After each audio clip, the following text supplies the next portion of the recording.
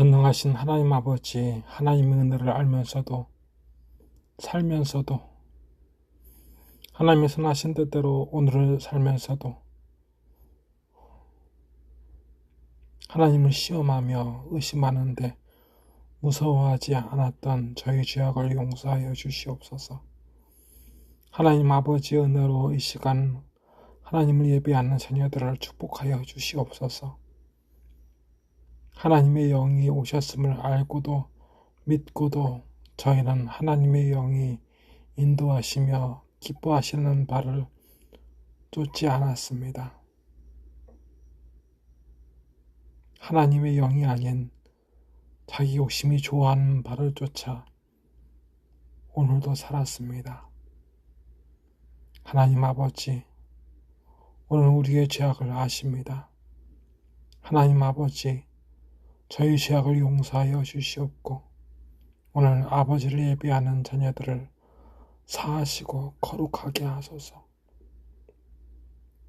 이 시간 들으신 예배가 하나님 아버지께 드려지고 하나님 아버지의 생명의 말씀이 오늘 저희에게 오시어 나 자신이 아니라 주님을 위해 살게 하옵소서. 나사렛 예수 그리스도의 이름으로 간절히 기도드리옵나이다. 아멘. 오늘 우리에게 주신 하나님 아버지의 생명 있는 말씀은 창세기 5장 1절부터 6절까지의 말씀입니다.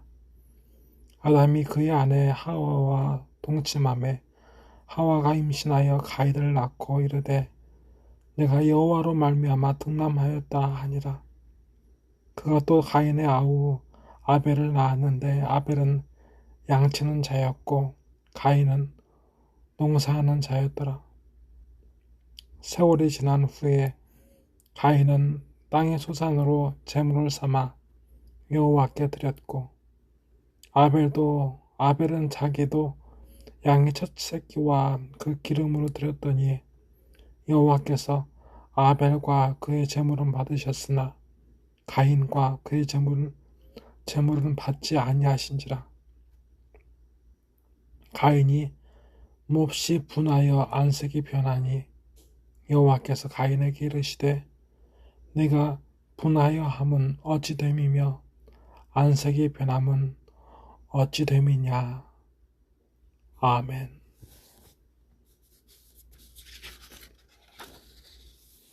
하나님께서 아담을 축복하사 하와를 그의 배필로 주셨습니다.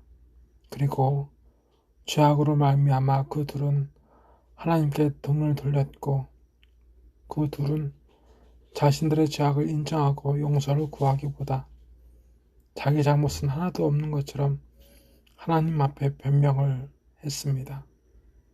그 둘은 하나님께 죄사함을 받지 못하고 사망 선고를 받아 에덴 동산이라는 하나님의 축복에서 쫓겨났습니다. 아담과 하와가 동침하여 하와가 임신했습니다. 하와는 이 모든 이 등남이 하나님으로 인한 일이라 했습니다.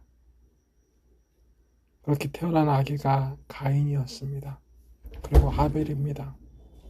가인은 농사짓는 사람이 되고 아벨은 양을 치는 사람이 되었습니다.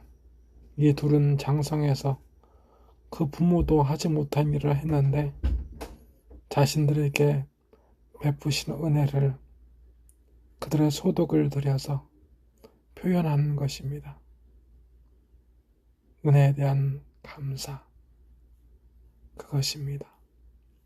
아담과 하와는 하나님의 은혜로 살면서도 단 한 번도 그 은혜에 대한 감사를 하나님께 드린 적이 없습니다.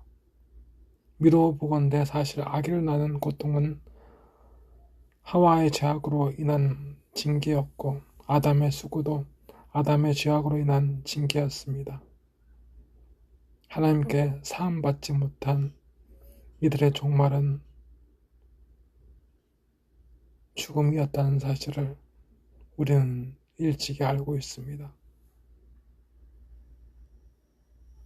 그러나 하나님께서 아담과 하와에게 베풀어 주신 것은 그들의 평생 동안 있었습니다. 그 점에서 그들에게 살아갈 힘을 주시는 하나님께 도무지 감사하지 않는 그들의 일상은 여전히 분명한 죄악입니다. 가인은 농사짓는 사람이었기에 농산물로 하나님께 감사를 표하고 그렇게 예배하고, 아벨은 양을 치는 목축업자였기에 양의 첫 새끼로 감사를 표하는 예배를 드렸습니다. 하나님께서는 가인이 드린 감사의 예배를 받지 아니하시고 아벨이 드린 감사의 예배를 받아주셨습니다. 가인은 이 사실에 분노합니다. 그리고 하나님은 이 가인의 분노의 이유를 물으십니다. 어떤 사람은 이 일에 대해 하나님이 육식을 좋아하시기에 채소와 같은 농산물은 받지 아니하셨다는 사람도 있습니다. 하지만 하나님은 이스라엘 민족이 출애굽 후에 가나안 땅에 들어와 처음 농사지은 것을 기쁘게 받으셨다는 사실을 되짚어 보면 이것은 근거가 없습니다. 어떤 사람은 양의 첫 새끼를 잡아드렸기에 하나님께서 아벨의 감사 제사 예배를 받으셨다고 주장합니다. 하지만 오늘 말씀에서 하나님은 아벨의 예배를 받으신 이유를 분명히 말씀해 주셨지만 가인의 예배를 받지 않으신 이유에 대해서 분명히 말씀하지 않으십니다. 오늘 하나님께서 오늘 우리에게 하시려는 말씀은 가인을 향한 여호와 하나님의 물음입니다. 여호와가 가인에게 이르시되 내가 분하여 하면 어찌됨이며 안식이 변함은 어찌됨이냐. 아멘.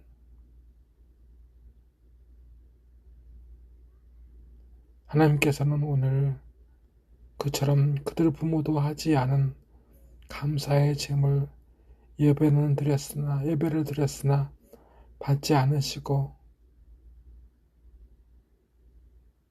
가인의 감사 제물 그 예배를 받지 않으시고 지금 왜 가인이 이렇게 분노하고 있느냐고 물으십니다. 동생 아벨을 향한 시기와 질투일 수도 있습니다. 가인은 이 시기와 질투 속에 놓치고 있습니다. 어떻게 하나님께서 받으실 만한 예배를 드릴 것인가에 대해 소망과 헌신, 그 결단을 우리도 가인에게서 찾을 수 없습니다. 하나님께서 오늘 나의 예배를 받으셨다는 확신이 서지 않을 때가 혹 있지 않으십니까? 예배를 받으신 하나님께 이 확신 없는 문제는 나의 믿음 없음이 아니라 나의 예배의 문제를 더 이상 하나님께 그 지혜를 구하지 않음이 문제입니다. 하나님께서는 이사야의 말씀을 통해서 짐승들의 피와 기름의 예배를 하나님께서 가증스럽게 여기시는 것을 말씀하신 적이 있으십니다. 이사야 1장 11절부터 15절까지의 말씀입니다. 여호와께서 말씀하시되 너희의 무수한 재물이 내게 무엇이 유익하뇨? 나는 순양과 번제에 살찐 짐승의 기름에 배불렀고 나는 수송아지나 어린 양이나 수념소의 피를 기뻐하지 아니하노라. 너희가 내 앞에 보이러 오니 이것을 누가 너희에게 요구하였느냐? 내 마당만 밟을 뿐이니라. 헛된 재물을 다시 가져오지 말라. 분향은 내가 가증히 여기는 바요. 월삭과 안식일과 대회로 모이는 것도 그러하니 성회와 아울러 악을 행하는 것을 내가 견디지 못하겠노라. 내 마음이 너희의 월삭과 정한 절기를 싫어하니 그것이 내게 무거운 짐이라. 내가 지기에 곤비하였느니라. 너희가 손을 펼 때 내가 내 눈을 너희에게서 가리고 너희가 많이 기도할지라도 내가 듣지 아니하리니 이는 너희의 손에 피가 가득함이라. 아멘. 이때에는 성막보다 나은 성전이 세워지고 제사장과 레위인이 전문적으로 제사 예배를 돕기까지 할 정도였습니다. 그런 구조를 체계적으로 가지고 있었습니다. 오늘도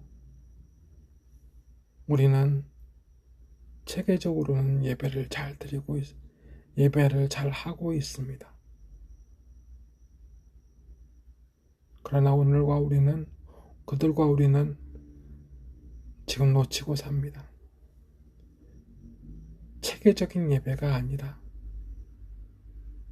지금 나의 예배를 하나님께서 받으시기를 끊임없이 간구하며 하나님을 위한 예배로 드리기 위해 오늘을 훈련하지 않음을 말입니다.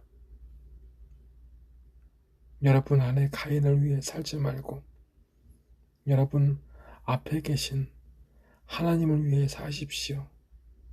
그렇게 오늘을 훈련하고 오늘을 예배하십시오. 그래야하면 우리의 예배, 나의 예배를 하나님께서 기뻐 받으십니다. 기도하시겠습니다. 하나님 아버지, 우리 안에 오신 하나님 아버지, 미숙하고 부족하고 일주일도 하나님께서 기뻐 받으실 만한 삶보다 내 욕심을 먼저 찾았습니다. 아벨과 같은 예배자가 되길 바라나 가인으로 삽니다. 하나님 아버지, 하나님께서 받으실 만한 예배자의 삶을 하나님 앞에 살게 하시고 드리게 하소서.